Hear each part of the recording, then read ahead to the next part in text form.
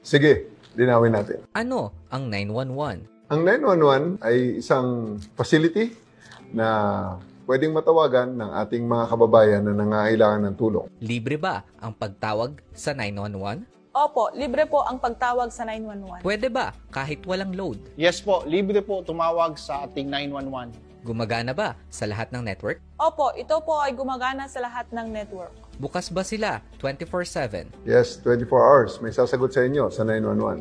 Ano ang mangyayari pagkatapos kong tumawag? Pagkatapos pong tumawag ng ating caller, ito po ay kaagarang idinidispatch natin sa pinakamalapit na police station para po matugunan ang emergency call. Totoo bang may kota sa emergency calls? Wala pong kota ang emergency calls. May 911 ba sa buong Pilipinas? Yes, covered ng 911 ang buong Pilipinas.